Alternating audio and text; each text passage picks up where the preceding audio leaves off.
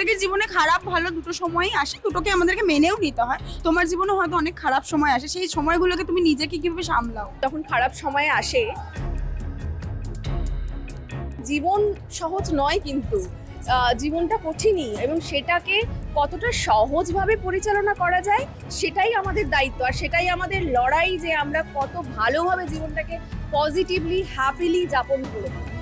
তো এই যে নিজের পায়ে দাঁড়ানোটা তো এখনকার দিনে প্রত্যেকটা মেয়ের দরকার, যতই তার হাজবেন্ডের টাকা থাকুক না কেন। এটা তুমি কি মনে করো? অ্যাকচুয়ালি আমি না, যবে থেকে আমার 18 বছর হয়েছে, আমি বাবা মায়ের টাকাও নেই, মানে আমি পরবর্তীকালে যে হাজবেন্ডের টাকাও নেব সেটা আমি কোনোদিন ভাবিও নি। আমি এখনো পর্যন্ত টিল নাও।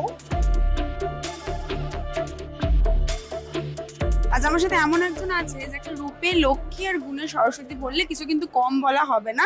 সুস্মিতা দি রয়েছে, আর এটা নতুন উদ্যোগ বলা চলে, মানে এক বাচ্চা তো ছিল, আরেকজন বাচ্চা সবে হয়েছে, তো তাহলে হ্যাঁ হ্যাঁ, কাঁদছে এখন, দেখো চারিদিকে চিৎকারটা শুনতে পাচ্ছ? হ্যাঁ, মেডো কার্ড ছিল, আজ ক্লিয়ার কাটের জন্ম হলো, মেডো কার্ডের বোন যাকে বলে, এবং সেইটা নিয়েই আমাদের আজকে গ্র্যান্ড মেকআপ মাস্টার ক্লাস। এর আগে এত বড়, মানে 6 জন ইন্টারন্যাশনাল এবং ন্যাশনাল মেকআপ আর্টিস্টকে একই ছাদের তলায় নিয়ে কিন্তু কোনো সেমিনার হয়নি। আর সব থেকে ইম্পর্টেন্ট বিষয় যেটা, সেটা হলো এই সেমিনারের পর থাকছে কাজের সুযোগ। আজও পর্যন্ত আমার মনে হয় না কোনো মেকআপ সেমিনার হয়েছে যার পরে কাজের সুযোগ থাকে। তো এটার পরে কিন্তু যারা আজকে এখানে এসেছে, যারা সার্টিফাইড হবে, তারা কিন্তু পরবর্তীকালে চাইলে ক্লিয়ার কাট অ্যাপে কাজের সুযোগ পাবে। এছাড়া এটা কিন্তু শুধুমাত্র মেকআপ বা স্যালন সার্ভিস নয়, এতে থাকছে তোমার ঘুম থেকে ওঠা থেকে শুরু করে রাত্রেবেলা ঘুমোতে যাওয়া পর্যন্ত যা যা সার্ভিস। আমাদের এখন প্রচণ্ড ব্যস্ততম জীবন, সেখানে আমাদের সব কিছু হাতের মুঠোয় বাড়িতে চাই, তাই না? তা না হলে আমরা টাইম ম্যানেজ করতে পারবো না। তো সেই জন্য, এবং সাথে সাথে সার্ভিসটাও ভালো হওয়া চাই। আমার এই ট্রেনিংটা করানোর উদ্দেশ্য এটাই, এবং আমরা প্রত্যেকটা সেগমেন্টে এই ট্রেনিংটা করাবো, শুধু যে মেকআপে করাচ্ছি তা নয়, কিন্তু প্রত্যেকটা সেগমেন্টে আমরা ট্রেনিং করাবো। সেটা এসি সার্ভিস থেকে শুরু করে কাজ সার্ভিস থেকে শুরু করে যা যা লাগে সমস্তটাই আমরা এই একই রকম ভাবে করবো। আমরা স্টার্টিংটা করলাম মেকআপ দিয়ে, কারণ মেকআপটা হচ্ছে একটা গ্ল্যামারাস ওয়ার্ল্ড, সবার কম বেশি প্রত্যেকেরই লাইফে প্রত্যেক দিন লাগে। তো সুন্দর দেখতে তো সবাই চায়, সুন্দর মানে তো একটা পজিটিভ, একটা ভালো বিষয়। তো সেইটার জন্যই আমরা বেছে নিয়েছি ফার্স্ট এই মেকআপ সেগমেন্টটাকে, এবং এই মেকআপের সেগমেন্টেই এই ইভেন্টেই আমাদের অ্যাপটাকে লঞ্চিং আমরা করলাম।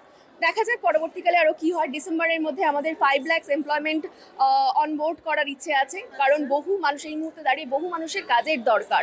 আমার উদ্দেশ্য এটাই, যাতে বহু মানুষ কাজ পায়, কারণ বহু ট্যালেন্টেড মানুষ এখানে ঘুরে বেড়াচ্ছে, তারা একটা সঠিক প্ল্যাটফর্ম পাচ্ছে না কাজের জন্য, এবং আমরা যদি সেই জায়গাটা করে দেই, তা এর থেকে ভালো মনে হয় আর কিছু হয় না। একদমই তাই। এই যে ভাবনাটা, এটা তো তোমার মাথায় কখনো এসেছিল তারপর থেকে এই এত বড় একটা উদ্যোগ নেওয়া? হঠাৎ কখন মনে হলো যে এরকম একটা কিছু করি, যেটা এটা তো আমাদের কলকাতায় প্রথমবার, সেই জায়গা থেকে আমি বরাবরই একটু হাটকে ইউনিক জিনিস করি, মানে সবাই যেটা করে, সবাই যেটা, সুস্মিতা দি কিন্তু করে না। না, এটা দেখেছো তো, সবাই যেটা করে, সবাই যেটা বলে, সেটা আমি একদমই করি না। সবাই যেটা পড়ে সেটাও আমি পড়ি না, মানে আমি একটু সবসময় মনে করি যে একটু অন্যরকম করি না। হ্যাঁ, মানে সেটাতে তো দোষের কিছু নেই, তাই না? তো সেই জায়গা থেকে আমার মনে হয়েছিল একটা অন্য রকম কিছু করব। সেখান থেকেই মেডো কার্ডে জয়েন করা, কারণ মেডো কার্ডের শুরু থেকে আমি ছিলাম না, মিডিলে আমার জয়েন করা। আমি শুধুমাত্র আগে মেডো কার্ডের প্রমোশন করতাম, বাট আমার প্রোডাক্ট এত ভালো লেগেছিল। তারপরে আস্তে আস্তে তার পেছনে আমার খাটনি শুরু হয়, আমার ইনভেস্টমেন্ট শুরু হয়। দিন রাত এক করে খেটেছি যাতে মেডো কার্ডটাকে দাঁড় করানো যায়। তো সেই জায়গা থেকে আজ মেডো কার্ড বলবো সিদ্ধারা মানে শক্ত করে দাঁড়িয়ে আছে, এবং তারপরে নিজের বোনকে এনেছে আজ ক্লিয়ার কার্ড, এবং সেখানে বহু মানুষের কর্মসংস্থান হতে চলেছে। আমার মনে হয় এই দুটো সন্তানকে নিয়ে আমি এই যে আমার আগে যাওয়ার যে পরিকল্পনা, সেটা সকলের ভালোবাসা, সেটা সাকসেসফুল হবে। আজকে লুকটা নিয়ে বলো, কতক্ষণ লেগেছে রেডি হতে? আমার এই লুকের সব দাঁড়িয়ে আছে এখানে ডিজাইনার। আমি সত্যি কথা বলতে এত ব্যস্ত ছিলাম এতে, খুব স্বাভাবিক। আমি 5 রাত ঘুমোইনি এখনো। আমার দেখে মনে হচ্ছে না তো? না, একদমই না। সেজন্য কিন্তু আমি প্রথমে ইন্ট্রোতে সেটাই বললাম, একদম রূপে লক্ষ্মী। তাহলে আমার মেকআপ আর্টিস্ট বিউটি দিকে অশেষ ধন্যবাদ। আমাকে এই যে আমি 5 রাত যে ঘুমাইনি, আমার সেইগুলোকে সব ঢেকে দেওয়ার জন্য। আর এই সুন্দর যে কস্টিউম, এটা আমি কিনেছি কিন্তু, হ্যাঁ, এটা রাহুলের নয়, রাহুল ডিজাইনটা করেছে পুরো। এবং আমার ফটোগ্রাফার যে আমার সুন্দর সুন্দর ছবি, সুহাশিস, এরা আমার পাশে আছে বলেই আমার মনে হয় আজকের দিনটা নিয়ে আমাকে ভাবতে হয়নি। বেচারা ওদের অ্যাক্সিডেন্ট হয়ে গেছে, খুঁড়িয়ে খুঁড়িয়ে এসে এই যে স্লাইডগুলো চলছে করেছে শুভাশিস, রাহুল প্রচণ্ড হেল্প করেছে বিউটি দিয়ে প্রচণ্ড, এবং শুধু তাই নয়, আমার ক্লিয়ার কাট পুরো টিম, পিঙ্কিদের থেকে শুরু করে যারা যারা ছিল প্রত্যেকে কিন্তু প্রচুর পরিশ্রম করেছে, তার ফলশ্রুতি আজ এই প্রোগ্রামটা। তো সেই জন্য আমি একদমই সময় পাইনি, সবই ওরাই করেছে। আমি আজও অ্যাকচুয়ালি আমি আজকে সকালে জেনেছি আমি কি পড়ছি। এরকম ব্যাপার, বাবা, মানে এতটাই চাপের মধ্যে থাকা হয়েছে, একজন অভিনেত্রী, তারপরে সোশ্যাল মিডিয়ায় ব্লগিং করা, তারপরে এখন নিজের ব্যবসাকে দাঁড় করানো, এই তিনটে প্রফেশনকে একসাথে ম্যানেজ করাটা কতটা চাপ? এটা না চাপের নয়, আমি খুব খাটতে পছন্দ করি, আমি বসে থাকলে ক্লান্ত হয়ে যাই। তো আমার মনে হয় যে খাটনির কোনো বিকল্প হতে পারে না, ঠিক আছে? তো খাটনিটা খেটে যাও, লক্ষ্যে ঠিক পৌঁছবে, মানে খাটনি কখনো মুখ ফেরায় না। সাকসেসফুল তুমি হবেই, সেটা আজ হোক বা দুদিন পরে হোক। তো সেটাই করে যাচ্ছি, আমি সেটাকেই ফলো করি। একদমই তাই। আর এক কলকাতার মেয়ে না হয়ে একটা অন্য জায়গা থেকে উঠে এসে এবং এতটা পরিশ্রম, স্ট্রাগল, প্রথম দিকে তোমার জীবনটা একদমই সহজ ছিল না, অনেক কষ্ট করে আজকে যে কোনোদিনই সহজ নয়, অ্যাকচুয়ালি জীবন সহজ নয়, কিন্তু জীবনটা কঠিনই, এবং সেটাকে কতটা সহজভাবে পরিচালনা করা যায় সেটাই আমাদের দায়িত্ব, আর সেটাই আমাদের লড়াই, যে আমরা কত ভালোভাবে জীবনটাকে পজিটিভলি হ্যাপিলি যাপন করব। জীবনের পথটা সহজ করে নিতে হয়, তাই তো তোমার কাছে? একদম একদম একদম একদমই তাই। আর মা শব্দটা খুব ছোট্ট, আজকেও আমরা দেখলাম যে তুমি তোমার মানে স্টেজে মাকে নিয়ে এলে, এবং মা শব্দটা ছোট, কিন্তু এটাকে যদি ব্যাখ্যা করতে বলা হয় হয়তো তুমিও পারবে না, আমিও পারবো না। সেই জায়গা থেকে তোমার মা তোমার জীবনে ঠিক কতটা, আমি যদি তোমাকে বলতে পারি। এটা কোনো প্রশ্নই হতে পারে না, তাই না? মানে প্রত্যেক, মানে আমাদের জন্ম, আমরা আমাদের অস্তিত্বই তো তার আগে মা মায়ের আসে। জন্য। আগে মা আসে, তারপরে আমাদের অস্তিত্ব। ফলে এই প্রশ্নের কোনো উত্তরই হয় না, মানে আমার অস্তিত্ব ইকুয়ালস টু মা। একদমই তাই। সেই জন্যই আজকে মাকে নিয়ে, এবং তোমার মা অনেকটা ইমোশনাল হয়ে গেছিল, আমরা যেটা দেখলাম কথা বলতে বলতে তুমি বলছিলে যে মা তুমি কিন্তু এবার কেঁদে ফেলবে মনে হচ্ছে। কেঁদে ফেলে, মা কেঁদে ফেলে, বলে আমি কাঁদছি না, অথচ কাঁদছে। হ্যাঁ, সেটাই আর কি আজকে। আচ্ছা, এইগুলোর মধ্যে থেকে আবার অভিনয় কবে তুমি ফিরবে, এটা আমার খুব- মা আমি অভিনয় থেকে তো পালিয়ে যাইনি, আমি থিয়েটার করছি পাশে, এবং ভালো চরিত্র পেলে অফার অনেক আসছে। ঠিক ওই মানে হয় না, ঠিক পছন্দ এবং অনেক কিছু ব্যাপার থাকে। একটা মানে চরিত্র তো হয়তো পছন্দ হয়ে গেল, বাট আদার্স কোনো একটা দিক আটকে যাচ্ছে, তো সেই জায়গা থেকে হয়তো হচ্ছে না সাকসেসফুল। বাট হ্যাঁ, আমি অভিনয় ছাড়া বাঁচবো না, অভিনয়টা আমি করবোই, করে যাবোই। ওটাই তোমার প্রথম ভালোবাসা বলা যায়। আমার জীবন, আমার রন্ধ্রে রন্ধ্রে, আমার বেঁচে থাকা, আমার শ্বাস প্রশ্বাস অভিনয়। তুমি যেটা বললে আর কি, সব সময় সব চরিত্র, তুমি কি চরিত্র বেছেই কাজ করতে সবসময়, মানে বরাবরই পছন্দ করতে? না না, আমি কোনোদিনই চরিত্র বেছে কাজ করিনি, বা আমার চরিত্রের ডিউরেশন কতটা বা কতটা গুরুত্বপূর্ণ আমি কোনোদিনই সেটা ভেবে কাজ করিনি। কারণ শুরু থেকে আমার তো মানে স্ট্রাগল লাইফটা ভয়ানক ছিল, কারণ আমার এখানে কেউ গডফাদার ছিল না, আমার ইনফ্যাক্ট আমি টলিগঞ্জটা কোথায় সেটা জানতামও না।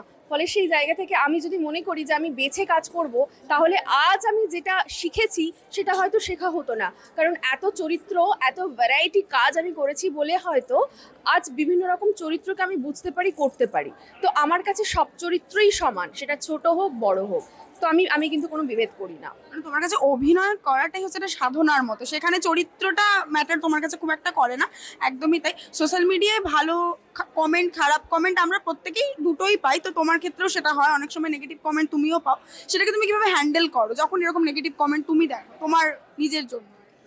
দেখো, নেগেটিভ কমেন্টগুলো আমি ফার্স্ট অফ অল পড়ে স্কিপ করে যাই। খুব মজার মজার নেগেটিভ কমেন্ট লেখে আমি খুব মজা পাই নেগেটিভ কমেন্টগুলো, এবং খুব কি বলবো, ইন্টেলেকচুয়াল কিছু নেগেটিভ কমেন্ট হয়, এবং এমন কিছু কিছু কমেন্ট থাকে মনে হয় তারা দূরদৃষ্টি সম্পন্ন, এবং মানুষ পড়ে বলে দিতে পারবে না জেনে, এরকমও থাকে। আমার খুব তাদের আমার কোম্পানিতে চাই, কারণ আমার কোম্পানির ভবিষ্যৎ কি উনি তাহলে নিশ্চয়ই বলে দিতে পারবেন, এবং মানে দৃষ্টি সম্পন্ন যদি হন আমার কাজে খুব সুবিধা হবে। তো সেই নেগেটিভ কমেন্ট যারা করছে তারা তো মানে শুধু শুধু সময়টা ওয়েস্ট করছে, তো আমার কোম্পানিতে লাগবে তাদের। তারা তোমাকে না চিনে না জেনে কত সুন্দর তোমার সম্বন্ধে সব দিচ্ছে, ওটাই আমার পয়েন্ট, বলে দিচ্ছে, কিছুই জানে না হয়তো, কিন্তু একটা দূরদৃষ্টি সম্পন্ন ভাবনা দিয়ে বলে এটা হয়েছে বা এটা হবে বা এটা হচ্ছে, তার মানে সে তো সবকিছুই প্রেডিক্ট করতে পারে। ও মাই গড, তোমাদের চাই আমার। একদমই তাই। আমাদের প্রত্যেকের জীবনে খারাপ ভালো দুটো সময়ই আসে, দুটোকে আমাদেরকে মেনেও নিতে হয়। তোমার জীবনে হয়তো অনেক খারাপ সময় আসে, সেই সময়গুলোকে তুমি নিজেকে কিভাবে সামলাও? আমি না, মানে বরাবরই যখন খারাপ সময় আসে আমি প্রথমত খুব পজিটিভ, মানে আমি কি বলবো, খুব মোটিভেশনাল যে সমস্ত ভিডিওসগুলো হয় আমি দেখি, আমি মেডিটেশন করি, এবং সব থেকে যেটা আমার অস্ত্র সেটা আমি ঘুমিয়ে পড়ি। হ্যাঁ, লোকের বলে টেনশনে ঘুম হয় না, আর আমার টেনশনে প্রচণ্ড ঘুম পায়। মানে আমার মনে হয় আমি ঘুমিয়ে গেলে কিছুই নেই, কষ্ট নেই, খারাপ লাগা নেই, খিদে নেই, টেনশন নেই। ঘুমিয়ে পড়লে কি এগুলো পায় কিচ্ছু পায় না, আমি ঘুমিয়ে পড়ি। তো এটাই আমার একমাত্র সলিউশন। আর সবসময় নিজেকে পজিটিভ রাখি। মানে নেগেটিভ তো থাকবে, তো আমরা মানুষ সবসময় নেগেটিভের দিকে কিন্তু আগে যাই। পজিটিভ বহু মানুষ আছে, শুধু যে আমাকে নেগেটিভ কমেন্ট করে এরকম তো নয়। আমাকে বহু মানুষ ভালোবাসে এবং তারা মানে জানে যে অ্যাকচুয়ালি মানে কি হচ্ছে, কি করা উচিত। ফলে আমার মনে হয় না যে নেগেটিভ দু একজন করছে বলে তাদেরকে প্রায়োরিটি দিয়ে সেটা নিয়ে মন খারাপ করে বসে থাকা উচিত। একদমই তাই। খারাপ সময় যেটা তোমাকে বললাম, তুমি বললে যে সেই সময়গুলো তুমি নিজেকে এইভাবে ভালো রাখতে পছন্দ করো, আর সেই সময় সব থেকে বেশি কাকে পাশে প্রয়োজন হয়? অবভিয়াসলি মা। মানে মায়ের সাথেই যত ঝগড়া, যত মানে যত কিছু খারাপ সব মায়ের সাথে হয়। আবার এন্ড অফ দ্য ডে গিয়ে যখন প্রচন্ড বিপদে বা প্রচন্ড খারাপ আছি, তখন কিন্তু সেই কোলটা হয় মায়েরই।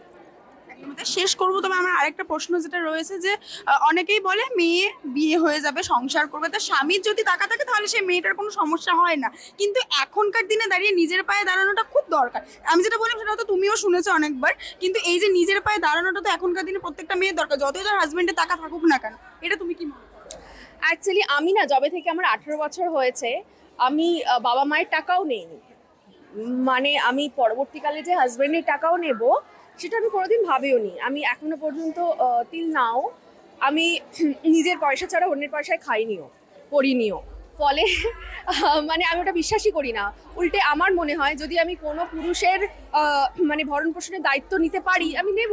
মানে একটা পুরুষ যদি একটা মহিলার ভরণ পোষণ নিতে পারে, একটা মহিলা কেন পারবে না? মানে কম কিসের? মানে এটা মানে আমি ছেলে বলে মানে ওকে নিতে হবে ভরণ পোষণের দায়িত্ব, মেয়ে বলে নিতে পারবে না এমনটা নয়। আমার মনে হয় সেটা সবাই পারে। ফলে আলাদা করে এই পুরুষ মেয়ে এই ব্যাপারটা আমি ভাবিই না। একদমই তাই। শেষ করব, এত সুন্দর একটা উদ্যোগ নিয়েছো, সেটা নিয়ে দর্শকদের শেষে কি বলতে চাও? শেষে এটাই বলবো, তোমরা যে প্ল্যাটফর্মে আছো আমি জানি বহু ট্যালেন্টেড মানুষ চারিদিকে ঘুরে বেড়াচ্ছে। তারা ক্লিয়ার কাট অ্যাপটা অলরেডি আমাদের লঞ্চ করছে। তো তোমরা সেই মানে অ্যাপটা ইনস্টল করবে এবং সেখানে যারা কাজ করতে চাও তারা কাজ করো, বা যারা সার্ভিস নিতে চাও, একটা গুড সার্ভিসের মানে সাক্ষী হতে চাও, তারাও এই অ্যাপটা ইনস্টল করতে পারো। আর অবশ্যই দেখতে থাকো সিটি সিনেমা। টলিউডের latest update, gossip and entertainment পেতে সাবস্ক্রাইব করুন শুধুমাত্র সিটি সিনেমা, আর ফলো করুন সিটি সিনেমার Instagram, Facebook, Twitter and ShareChat page.